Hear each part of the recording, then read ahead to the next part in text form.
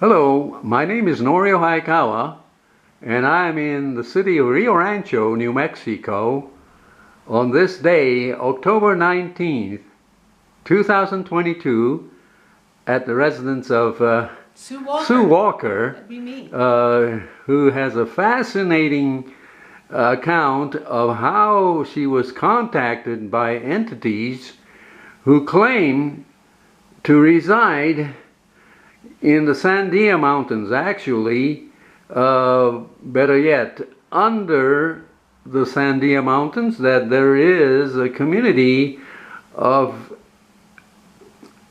unknown entities that has a base inside the Sandia Mountains. And I'm going to ask Sue Walker, a fascinating person, to just describe just how this all started in a few sentences or a few minutes. I'm Sue, and in September of 2013, I visited New Mexico for the first time.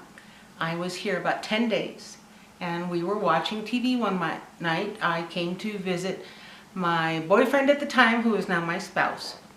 And as we were watching TV, I heard a voice, male, say a single sentence, and it was not an individual who was in the room with us. It was no one I could see, and for reasons I did not understand at the time, my head whipped around. I stared out our picture window at the Sandia Mountain and knew somehow that the voice was coming from beneath the mountain, even though we were 10 miles away. I didn't understand, and then things went silent, and I thought that was a strange anomaly. The day after that, I heard the voice a second time.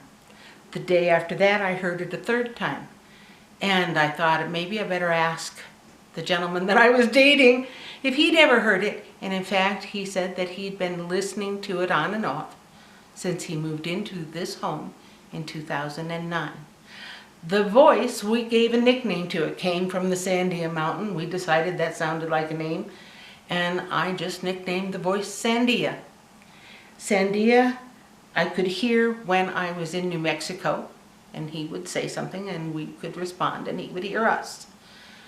When I went home to Iowa, which is where I lived at the time, I couldn't hear the voice. When I returned here to visit my boyfriend, Sandia started talking to us again.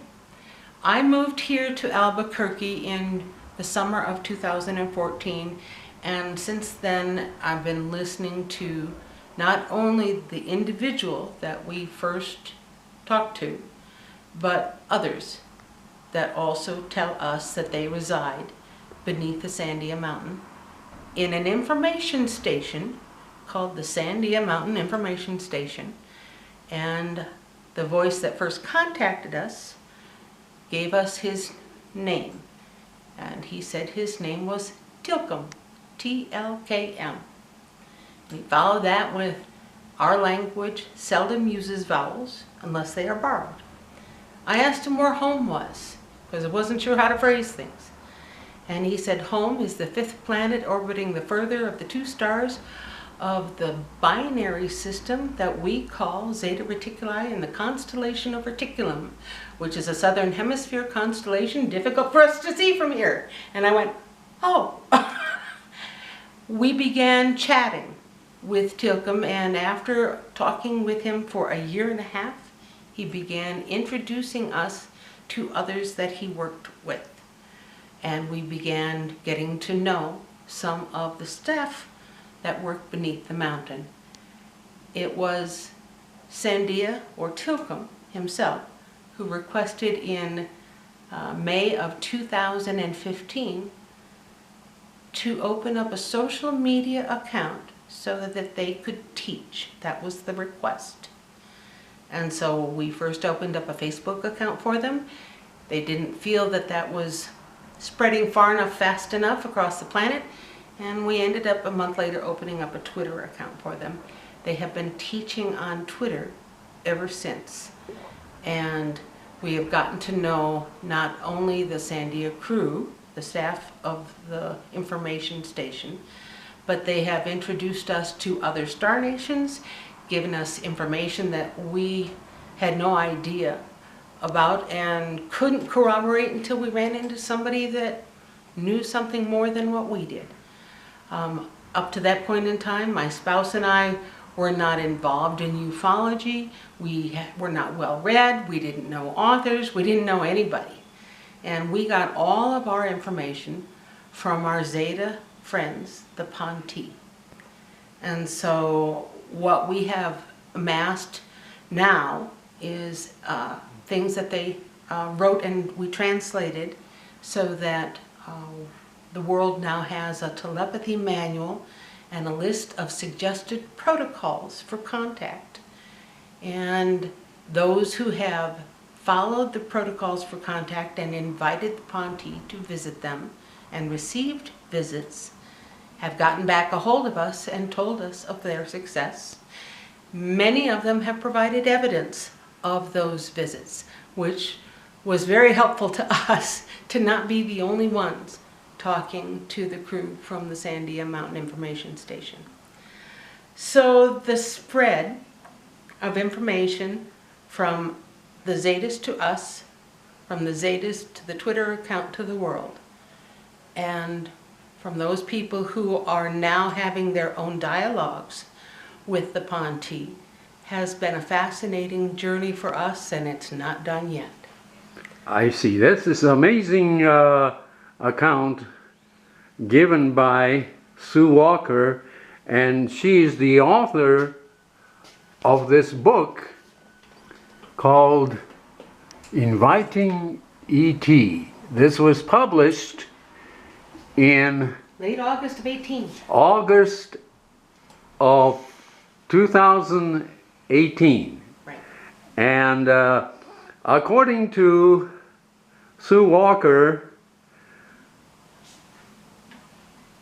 there is possibility, and I'm just talking about this possibility, there is an underground tunnel system going from the Manzano Mountain right near I-40 in Albuquerque, and I-40 separates Manzano Mountains from the Sandia Mountains, and underneath I-40 from the Manzano Mountain,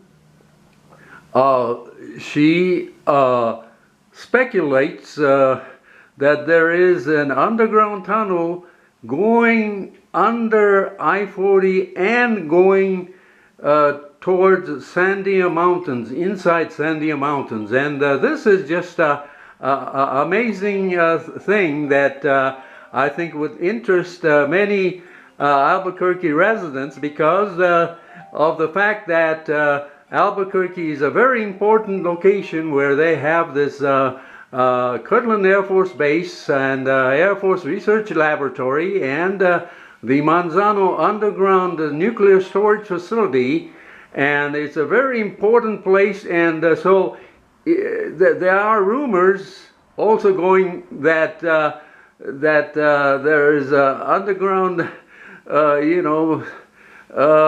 facility inside Kirtland Air Force Base. I'm not just talking about the Manzano underground facility, but in general there seems to be a network of underground tunnels within the Kirtland Air Force Base, and one of these tunnels extends into Sandia Mountains inside, underneath I-40. And so this is a fascinating subject, and we would definitely like to hear from Sue Walker about the significance of this, the underground community of unknown, I would say unknown, non-terrestrial entities, that there is definitely some kind of a base under even the Sandia Mountains. And so I would definitely like to have her speak